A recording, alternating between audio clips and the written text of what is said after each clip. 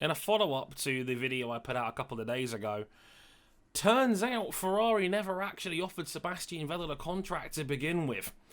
I'm not gonna lie, I was kind of suspicious of Carlos Sainz's leaving video being a bit too polished to be made on 2 days' notice after Vettel's departure and Carlos Sainz being announced as a replacement. Turns out, according to the guys at some Autosport clone, it turns out that Ferrari were talking to Sainz over the Christmas period. Ferrari had already decided they were letting Sebastian go at the end of the year. One of the best drivers they've ever had. The stupid mother...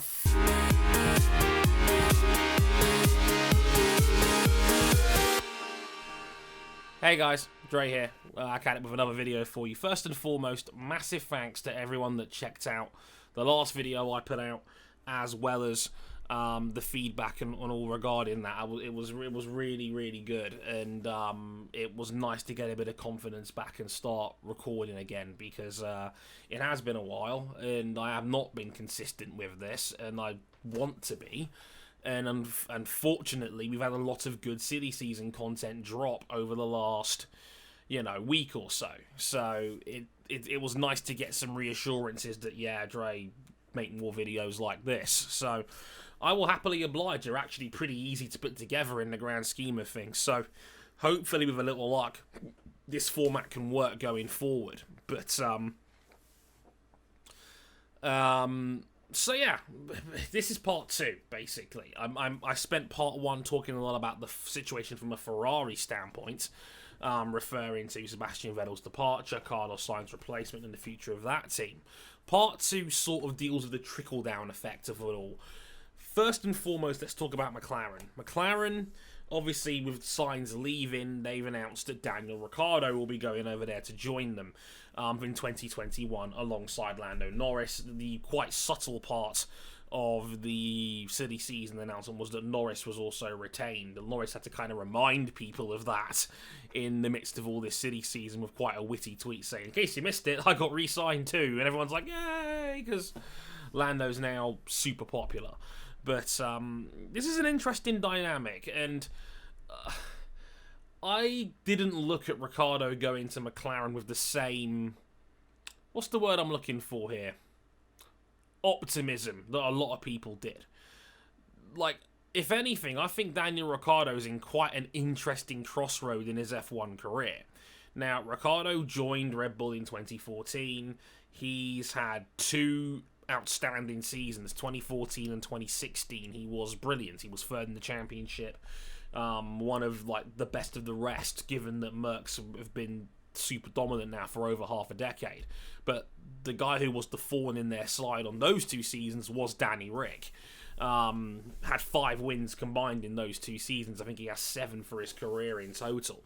And the sort of driver that would not only pull off some brilliant overtakes if the car allowed him to, but also the sort of driver where he was a great opportunist. Reminds me a lot of Sergio Perez. He was at his best when races got chaotic and dicey. That's when Ricciardo would shine at his brightest. In fact, pretty much all of his major wins have had some form of shenanigans in them. His latest one at Monaco was probably the least dramatic of all those wins, and that was when he had part of his power unit fail. Thankfully, he was at Monaco, the one track where you don't necessarily have to rely on power output to win, given you can just park your car in the right spot and get away with it. But Ricciardo going to McLaren is interesting. Ricciardo's now in his 30s. He's now got nearly 200 Grand Prix to his name. He's been good to great for the majority of his career, but the last 2 years have been a struggle. Now, don't get me wrong, he got the lion's share of the bad luck in his final season with Red Bull in 2018. He certainly was on the not-so-good side of the green on that one, but right around the same time was when Verstappen really started putting his name down as an elite-level top 3 driver on the grid.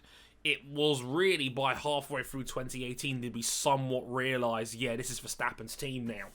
I remember the qualifying drama they had at Austria when Verstappen was promised a tow but I don't think the favour was reciprocated in Ricciardo's favour. So yeah, it was a spicy one, but it looks like, yeah, okay, this is Max's team now, and you could see Ricciardo getting frustrated towards the end of that season. I remember Japan when his car failed in qualifying, he just let out a massive, loud, audible F-bomb in his helmet on the world feed camera. So he joined Renault, and it was a big money deal. We're talking apparently £20 million a year to go to Renault. He was Renault's highest paid employee, including their CEO, and the one that ended up going on the run.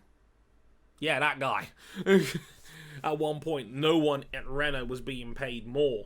And I must admit, I looked at the situation at the time with a bit of skepticism, because I thought, why are you paying Daniel Ricciardo that much money?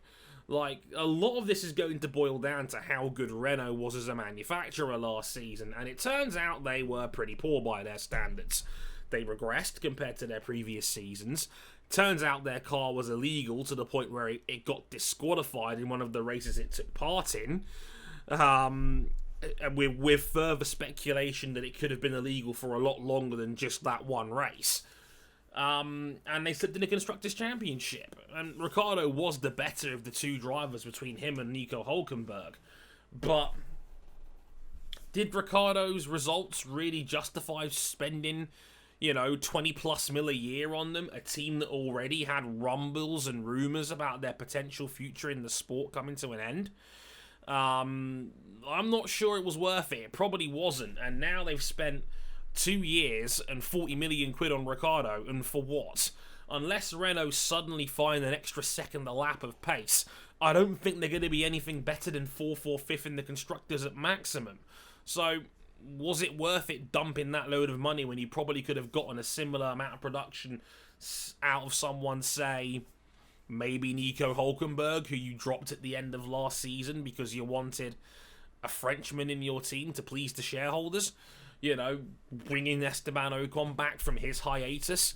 I mean, don't get me wrong, Esteban Ocon is a solid driver. He was a bit scrappy in his last season in F1 last time he was around, but still a pretty good overall driver, still relatively young and potential to grow, especially after being dumped out of the Mercedes system. He probably would have a point to prove. So I'm not totally against them dumping Hülkenberg for Ocon, but Ricciardo was team leader, and now Ricciardo's gone. It's a sketchy one. I think if you're Danny Rick, I think this was a no-brainer move. McLaren is clearly the better team, and there's a lot of promise coming their way. I mean, let's not forget, they're getting Mercedes power units in 2021, which has proven to be a damn sight better than Renault. Renault's power units have had a bad reputation for being almost too powerful on occasions and not being very reliable at all. So it turns out the situation could be quite messy over there. So, yeah, McLaren showing a lot of promise. And, Mercedes power units is a big pull factor for them in all of that. If you're Ricciardo, it's a no-brainer. If you're McLaren, okay, your hand was kind of forced by Carlos Sainz wanting to leave, as mentioned at the top of the video. It turns out that he asked Zach Brown for permission to talk to Ferrari over the Christmas off-season. So Zach Brown probably knew there was a good chance Carlos was going. And they wanted Daniel Ricciardo to replace him. And if you're McLaren, this makes a lot of sense from certain aspects. Ricciardo is a good, experienced driver with high upside. He's always been an entertaining driver. He's always been very popular, particularly with a female audience, I've noticed on social media. He's well liked. He's a great overtaker. He can get good results out of good cars. So if McLaren bring forth a decent car, I don't see any reason why Ricciardo, can't do well and perform well for them. What I'm curious about was, I'm not sure he was the right guy for the long run. I mean, Ricciardo, like I said, is now in his 30s. This feels a bit like a stopgap to me. I have a hunch that George Russell will be pushing for a bigger seat in the next year or so, especially with Mercedes. I don't think Mercedes want to make a goof up with their young drivers for the third time in a row. They did this with Pascal Wehrlein. Pascal Wehrlein was meant to get better seats than what he got at Manor and Sauber. He was let go and was fed to the Lions. It happened again with Esteban Ocon, another guy who they weren't able to get anyone to sign him. He was not good enough to justify dropping Valtteri Bottas in the factory team. No one else wanted him, so Ocon had to be let go. Are they really going to get caught out 3 times running? George Russell is an incredibly talented guy, but he's driving for a dead team. And that's going to be a big part of the problem going forward for him, is that trying to find... how do we know how good George Russell is when he's driving for a team that is blatantly the worst in the field by a country mile? I thought it would have made more sense for McLaren to try and get George Russell in for the long term, especially given he'll be on Merck's power units next year, and that would be the best way of assessing how good George is as a driver, especially given he was in the same Formula 2 talent pool as Lando Norris a couple of years ago. And let's not forget, George Russell is a Formula 2 world champion. So I'm not sure Ricciardo was the best long-term play, but I think in the short to medium term, sure, get a guy that's talented like Ricciardo coming in. I mean, there's not a lot to talk about with Lando being re-signed. It was a no-brainer. He had a very good rookie season. I'm glad that McLaren have decided to back Lando as a young driver rather than the unnecessary pressure of other young driver academies and factories putting their younger drivers under pressure to perform right away. I'm glad that Lando's got the extension that he deserves. He was on the lesser end of the string against Carlos Sainz last year, but let's not forget, he suffered the majority of the reliability errors that McLaren had suffered. And Carlos Sainz had 80 races more experience anyway. So, we were expecting Sainz to be better than Norris. And, if you want to get a good idea of how Norris fares in year 2, he's got an excellent yardstick in Daniel Ricciardo alongside him. And I think that'll be one of the more intriguing driver matchups going into 2020 and beyond. And let's not forget the value of Norris as a personality. He is super popular. I think he is the most popular driver now in Formula 1 for fans maybe below the age of 18. The next generation of fans, the Gen Zs of the world, they love Lando. The streams he puts on, the events he puts on, the fact he interacts with a lot of young people on Twitch. He's one of the most humanizing young drivers that Formula 1 has seen in quite some time, and that is a big plus for McLaren as a brand.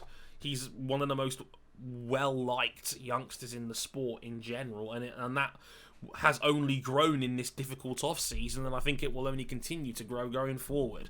So I like a lot of what McLaren's doing here. I'm not sure Ricciardo is a direct upgrade on Carlos Sainz for sheer ability, but again, from a leverage standpoint from McLaren, it's a good all-round move. Ricciardo is a good driver, borderline great driver. Again, the last recent results are a bit on the sketchy side, but I like what they're doing with him, and I like the move in general. And if it doesn't work out in a couple of years, I'm sure another young driver will burst on the scene. And if McLaren keeps putting themselves in the barbershop window as like the best midfield team in the field, with Mercedes power units coming, I think they could stand to reach out to get someone even better in the future if Ricciardo doesn't work out for whatever reason. As for Renault, who to replace Ricciardo with, I'm not sure. I mean, there's been a lot of rumblings about Fernando Alonso, and I'm sitting here thinking of that old phrase, those who fail to heed history are doomed to repeat it. And you've just overspent massively on on Daniel Ricciardo for the last 2 years, and you want to bring in Fernando Alonso, who's bound to be even more expensive, and I'm not sure how much better he's going to be within that team. He's such a dominant figure within the F1 teams he joins, and he doesn't tend to have very competitive teammates very often. Like, what would be considered a great year for Fernando if he was to join Renault as a team? Like, the last competitive teammate he had was Jenson Button back, I think, in 2016? And I know a lot of people are arguing he's Fernando Alonso, the sport needs him back. Do we really need him back? And do you really need him back with another midfield team? Alonso was irrelevant at McLaren in the second time he was at McLaren. He barely moved the needle. He was more of a magnet for memes than he was for any on-track success. Again, not totally on him. A lot of that was the fact that McLaren were really struggling as a factory team by any measure. But if you're Renault, the rumours, we're talking about $30 million a year on Fernando Alonso, and I'm thinking, why? For what? Another team-dominant guy that's proven he can't really build teams all that effectively. And again, if the car is mediocre, it does not matter what Fernando Alonso does with it. You're not going to break McLaren or break the big three. So what's the point? There's probably a lot of cheaper alternatives that you can maybe harness when it comes to younger talent and save you money on the payroll, which is something that I think Renault would probably want to try and save, given that their future in F1 is still looking kind of precarious. I know they've got a new title sponsor in DP World, which is just a porn joke waiting to happen for more than anything else, but they've got to try and, please the shareholders. I'm not sure if spending even more massive money on Alonso is worth doing that. I think the number one guy they should try and aim for is Pierre Gasly. Gasly, who might be a little bit disillusioned with life in the Red Bull Driver Academy, especially after the fact that he was treated so horribly last season, given a big team opportunity and then dumped after just 11 races with the team after the Hungarian Grand Prix, and hey, said fuck you in return by getting a podium in Toro Rosso. That was great. I think Gasly is still a promising younger driver who I think in the right team can do good things. I just don't think it's with Red Bull. It could always bring Hülkenberg back, but I also think Hülkenberg was probably at peace with leaving Renault in the first place. For a guy that was leaving F1 after nearly a decade in the sport itself, he was remarkably at peace with leaving Renault. I remember he turned down going to Williams in 2020.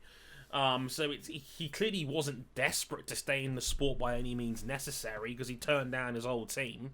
And we all know Williams is uncompetitive, and at the back of the field, and so Hülkenberg didn't want to drive for them that badly. He seemed relatively quiet and comfortable just at home playing with his animals. I don't know why Hülkenberg would want to go back to a team that treated him so badly and then dumped him for Ocon. A guy that's roughly on the same sort of level, but French.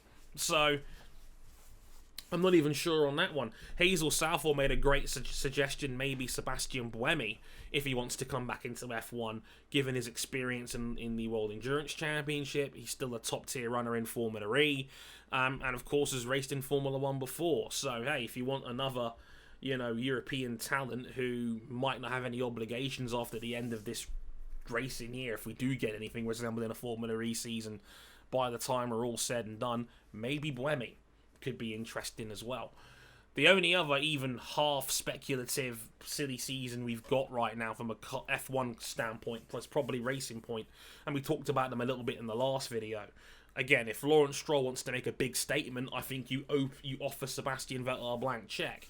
If not, you've got a very safe team with Sergio Perez as arguably the sport's best midfielder and certainly the most consistent one of the last decade. And Lance Stroll, who probably still needs to improve, but again, is on Daddy's payroll. So I don't want to try and make out that Stroll is terrible, but he does have fundamental flaws as a driver. He lost the qualifier matchup to Perez 18-3 last season. He needs to improve his qualifying speed. He gives himself too much work to do in races, and that could be a problem going forward for them. So if you don't get a big name, do you just stick with the team that you've got? Is there anybody else out there that you could potentially go out and get? I don't know. We'll have to wait and see. But let me know your thoughts on the Daniel Ricciardo side of the silly season market. McLaren going forward, and Renault that seems to be a bit of a hot mess as a team right now. Would love to hear your perspective on that. But in the meantime, I've been Dre. Thank you very much for watching. And there'll hopefully be another video early next week talking about MotoGP's silly season with the names you've got confirmed so far, the big future rumours about Andrea Dovizioso, and more where that's concerned. But until then, I've been Dre. Thank you very much for watching, and I'll catch you guys next time. Like and comment if you enjoyed the video, and I'll talk to you guys soon. Sayonara.